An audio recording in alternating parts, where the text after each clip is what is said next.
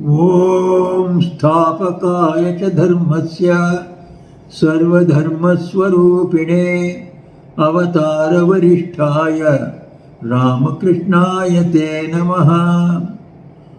O Ramakrishna, the establisher of the eternal religion, the embodiment of all religions, the best of all incarnations, we salute thee.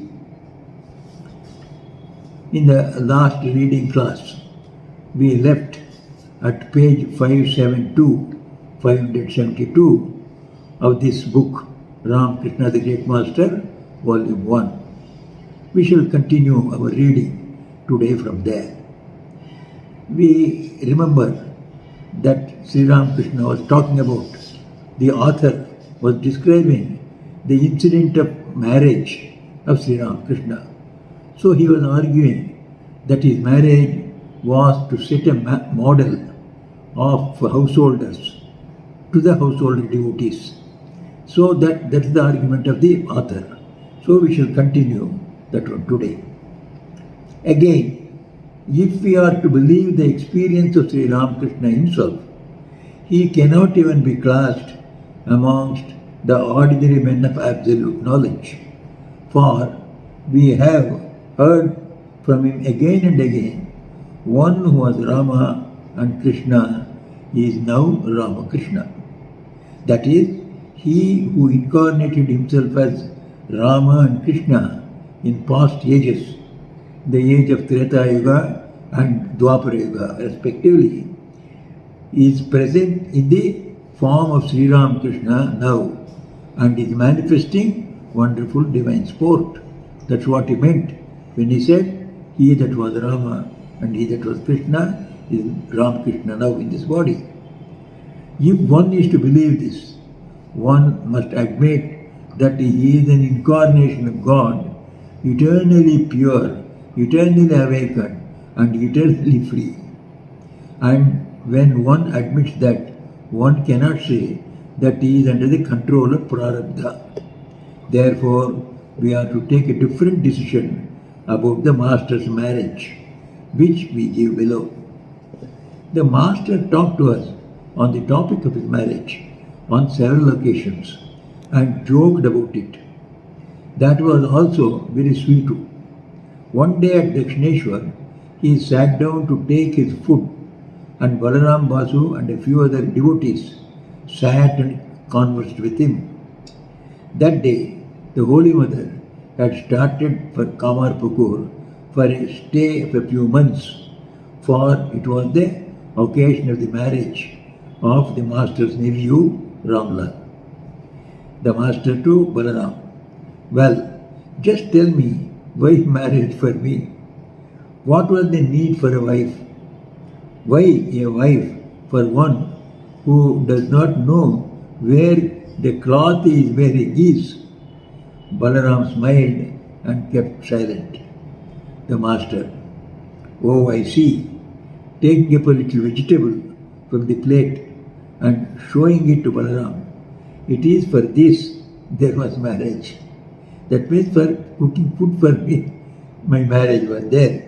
Otherwise, who would cook for me this way? Balaram and other devotees laughed.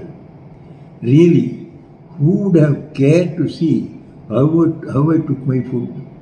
They went away today. That means Holy Mother went away. The devotees did not understand who went. Ramlal's aunt, Sri Ramakrishna, Ramlal's aunt, that is Sharda Devi. Do you understand? Ramlal is going to be married. So they have all gone to Kamarpukur. I stood and looked on and felt nothing. Really, it was as if just someone went. I never felt that my wife was going on and who was taking care of me is going. I have got a great relationship with her. I never felt anything. Someone is going. He just bid her farewell and came away. But afterwards, there was some anxiety as to who would cook for me. Don't you see? All kinds of food do not agree with me. And sometimes there is not consciousness enough to take food. She, the Holy Mother, knows what kind of food suits me. She makes this for or that preparation. That is why the anxiety arose as to who would do it. Raising the topic of his marriage, one day at Dakshineshwar, the master said, "Do you know why one has to marry? There are 10 kinds of sanctifying ceremonies for a Brahmin's body. The marriage is one of them. Dasha samskaras. So 10 rituals a Brahmin has to undergo, sanctifying ceremonies. And one of them is marriage. It is only when one has performed all of them that one can become a religious teacher." He used to say again, one who becomes a man of perfect knowledge, Paramahamsa, has finished experiencing all states, from those of the scavengers and sweepers to those of kings and emperors. How otherwise could true dispassion come? The mind will feel eager to experience that which it has not experienced and will become restless. Do you understand? A piece has to move through all the squares before it reaches the home. Have you not seen it at the time of play? It is similar. So, just as in play, in some place, so you have to take the coin from one place to another, all around the whole sort of a board. Then last only it can reach the home. Like that. So one has to have all the 10 samskaras in the case of a Brahmin if he has to become a teacher. That is how I was married. That is how Sri Ramakrishna was putting the matter. Although the master stated that this as the reason for the marriage of an ordinary teacher of religion, we shall now explain the special reason for the master's marriage, as we have understood it. All these things we have heard, but we have also thought about it. These are all Sri Ramakrishna wanted to make things light, but there are deep reasons for it. So the author says, I will put forth what I have thought about it. The scriptures teach us at every step that the purpose of marriage is not enjoyment. To observe the rule of maintaining the creation of God and produce virtuous children and thereby do good to society should be the purpose of the Hindu marriage. So Hindu marriage is meant like that.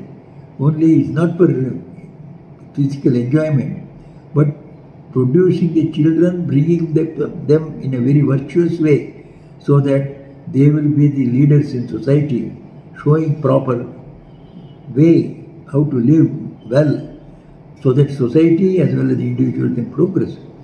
That means one should follow the righteous way.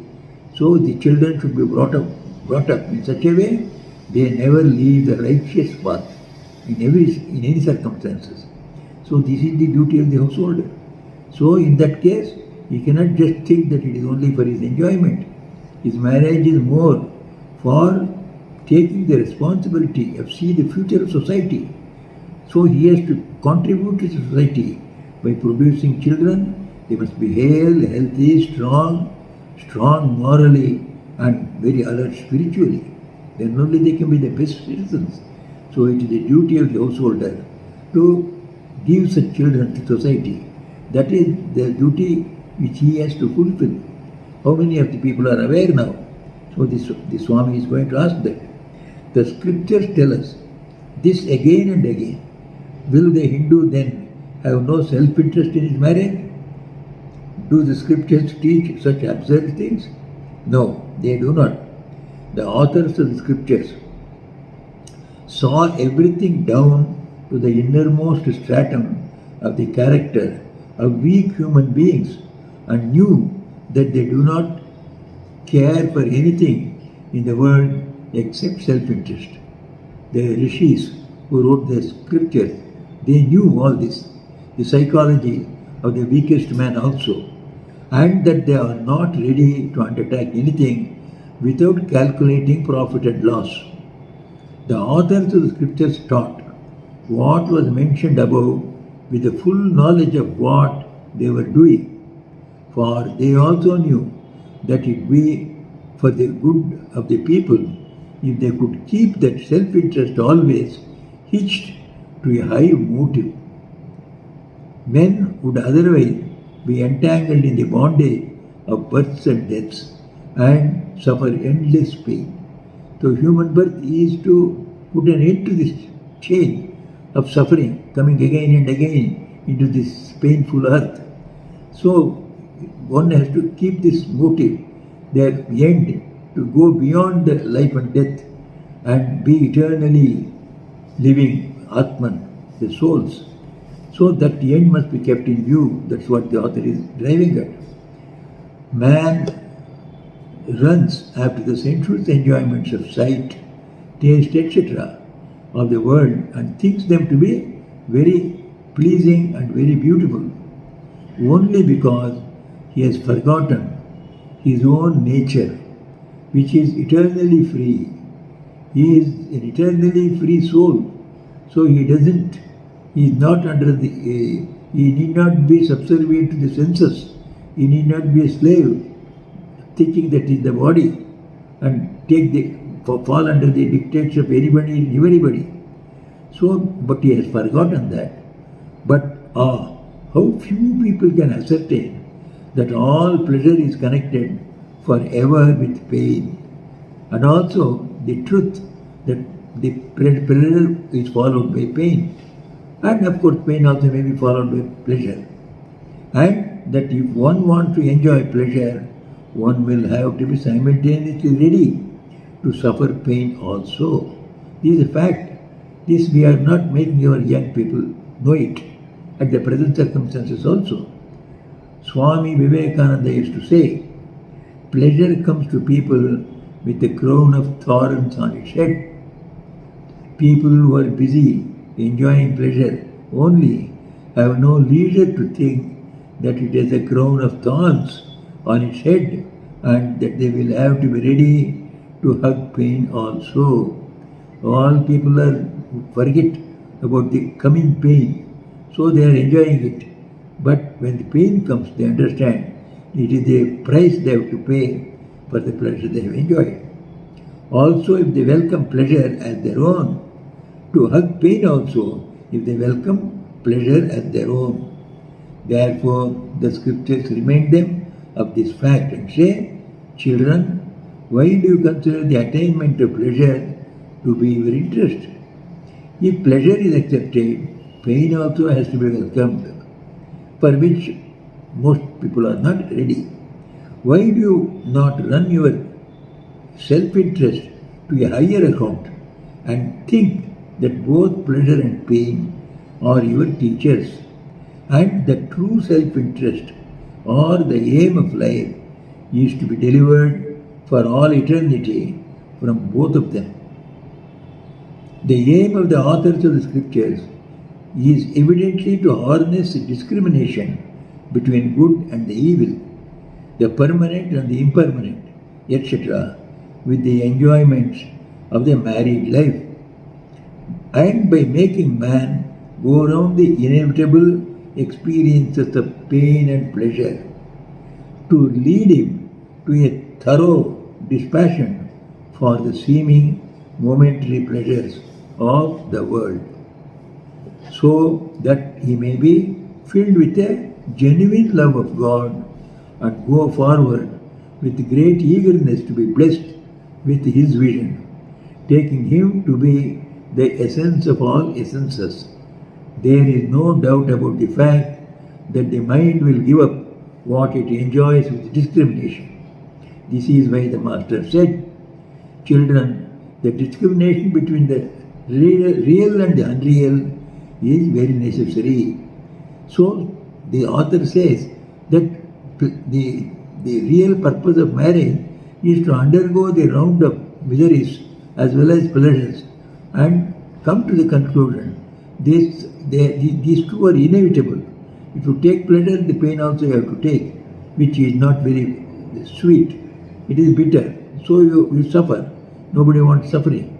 And there can be nothing like without suffering, no pleasure can be there. Unmixed pleasure is not possible. So when man comes to conclusion about this, through experience in the married life, so with the discriminating knowledge, if he enjoys the legal joys and enjoyments of married life, he will finally come to realize that marriage is the stage in which he has to learn that pleasure and pain are inevitable. So if one takes one, he has to take the other also. And one has to go beyond these two. Beyond these two going means to realize God and be above pleasure and pain of the worldly type.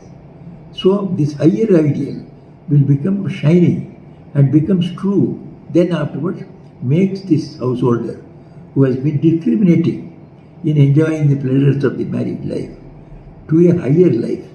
That's the purpose of the marriage.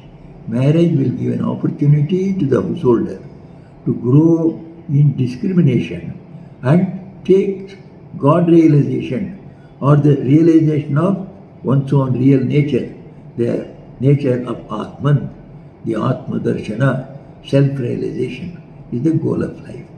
So for that, the married life should lead him. That is how in married life is not a life of simple enjoyment, physical enjoyment. It is a school where we have to be discriminative and learn from every experience we get that we have to go beyond this pleasure and pain. That's what the author is driving at. This is why the master said, children, the discrimination between the real and the unreal is very necessary. One should always have discrimination and say to one's mind, you mind, are eager to enjoy many things, to eat this, to put on that, but discriminate and see that the 5 elements out of which potatoes, rice, pulses, etc. are made are also the ingredients of sandesh, rasgulla, other delicious sweets. All the salty things as well as sweet things, they are made of the same elements. Again, the bodies of yourself and all the persons are also of the animals, such as a crow, a goat, and a sheep are made of the very bones, flesh, blood, and marrow, derived from the 5 elements of which the beautiful bodies of women are made. So, this is the way he discriminates. Why then do you crave and die for them, die for the sake of woman? They by no means will lead you to the realization of God, the existence, knowledge, bliss absolute. If the mind cannot desist from them, then they should be enjoyed once or twice with due discrimination and then finally renounced. So this discrimination will go on, but always one does not succeed in controlling the senses through only discrimination. So once or twice one has to indulge in the marital duties of living a life of sex with one's own partner. So that is the scripture's sanction. Once or twice experience the pleasures of physical life, but again start discriminating until in the end the discriminative power overcomes the physical temptations. So it is something like fighting from within a fort. So fort gives protection for getting ready for the next day's fight. If there is no fight, you are exposed always. Anytime you may get into danger of fighting. Similarly, the marriage gives a sort of a protection for experimenting and go further in strengthening one's own discriminative power and thus cross over the temptations of life. That's what the author is driving at. Take this example. The mind persists in the desire to eat rasgulla. Rasgulla is a sweet, and by no means obeys the reins. However much you discriminate, this rasgulla will give you trouble, it is sweet. Afterwards, you will again ask for it, overeat rasgulla, you may get stomach trouble. However much you discriminate, the mind does not accept it. It should taste the Rasagolla. At that juncture of time, what will you do? All your discrimination is, as it were, being washed off. Then, what should be done? Bring some Rasagollas, put them into your mouth, and say to the mind, when masticating and eating them, and moving them from side to side inside the mouth, mind, this is what is called Rasagolla. This is also made of a combination of the 5 elements, of which potatoes and potols are made. This also, when eaten, will be converted into blood, flesh, feces, urine within the body. It is sweet as long as it is in the mouth only. You will not feel the taste when it goes down below the throat. If you eat too much of it, you will fall ill, and you are so intensely hankering after such a thing. Fie upon you. Now that you have taken it, don't want to eat it again. So you teach your own mind. In another circumstances, Swami Brahmananda, he tells, our own mind can be taught. It is like a child. Whatever you say, the child learns. So similarly, our mind also can be taught. It was so mad after Rasagolla. By again and teaching, don't be mad after Rasagolla. So when it comes, now and then, in its own natural way, perhaps on a festive occasion or on a invitation from somebody, at that time you take a little few Rasagollas. It doesn't matter. Don't be mad after it. So you go on teaching it again and again. It learns. So just like seeing Rasagolla, one does not jump at it. One controls oneself. So when it is necessary, I will eat it. I don't have to eat Rasagolla every day. So this discriminative power will grow. Looking at the devotees who were to renounce the world, it is only with regard to small matters that one can give them up after enjoying them with discrimination. So in all cases, you cannot just discriminate and overcome the temptation of the senses. But with regard to big things, this is not possible. One gets entangled as soon as one begins to indulge in their enjoyment. That is why such desires should be driven away from the mind by discriminating and then finding out their defects. So the only way to reduce this attraction to the sensual world or to the things of the senses is discrimination. Keep the discrimination away. As soon as something tempts you, so a discrimination must start. Is it a lasting one or is it just a temporary one? What is the after effect of it? So when you think about the after effect, much of the attraction will go away. Most of the time when we fall into a temptation, the after effect we forget. Just at the time, like madcaps, so we jump into it. And after jumping it, we feel we are in a very perilous situation. So it was the aftermath of your enjoyment. So you feel I should not have done it. So that is too late. So to keep the mind alert always, that means discriminating is very necessary in case of very dangerous things. This is one eating a Rasagolla. So even if you by mistake eat one or two extra, or if you fall a prey to the temptation, it is not a very serious thing. But it may not be so simple with all other temptations. So in certain temptations, when you fall, you are gone once and for all. Like some addictions are there. And once you get into addiction, it may take only a few days, but all your life you will not be able to get out of it. So similarly, so several temptations are there, huge, a very powerful temptation. Before falling, we must take help of our own discrimination and perhaps help of other people who have succeeded in controlling their temptations. Oh, now few are the people who entertain that high idea in their minds at the present time, though the scriptures speak of it in glowing terms. Though the scriptures pay glowing terms to a controlled, spiritual controlled life during householdership also. But how many follow it? How few are those who make themselves and society blessed by observing continence in married life according to capacity? How few are the wives who take this high vow beneficent to the people, let alone speaking of the realization of God? How few are the husbands again who know so much as that the aim of life is renunciation and teach it to their wives?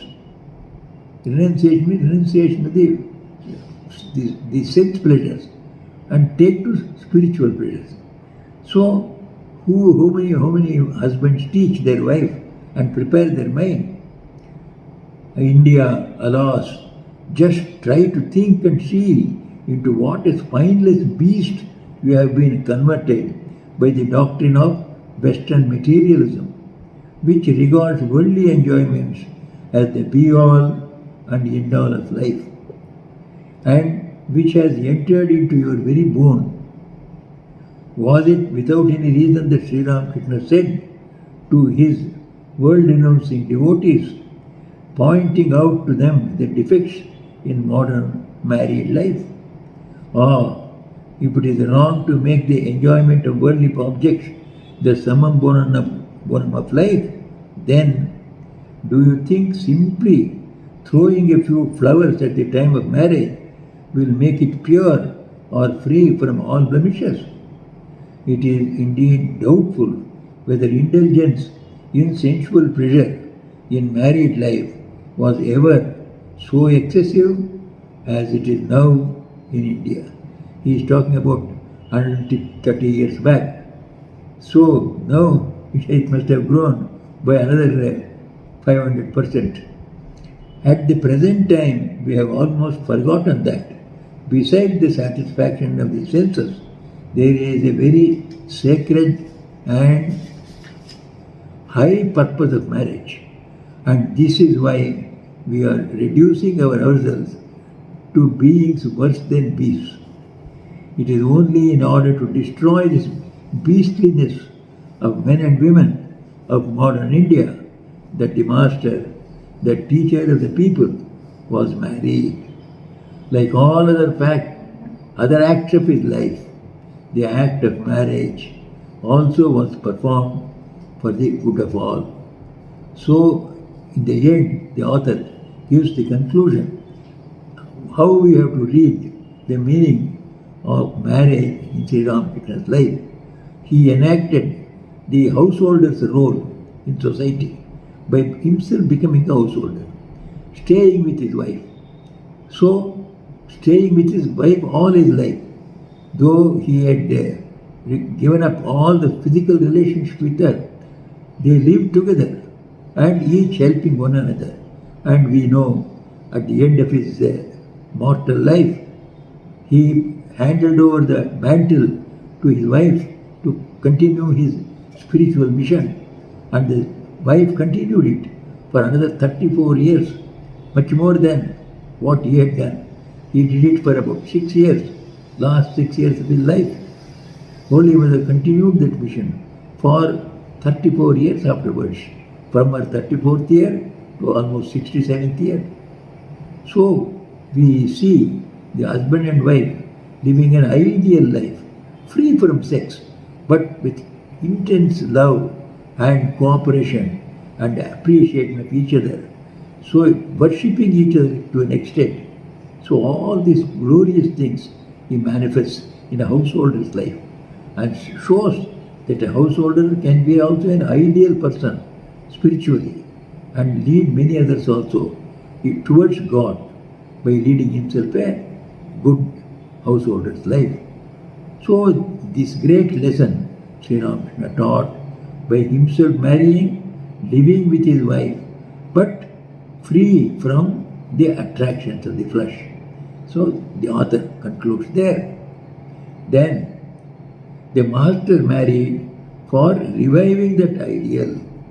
He continues, whatever, said the master, is done here, meaning himself, He is for you all.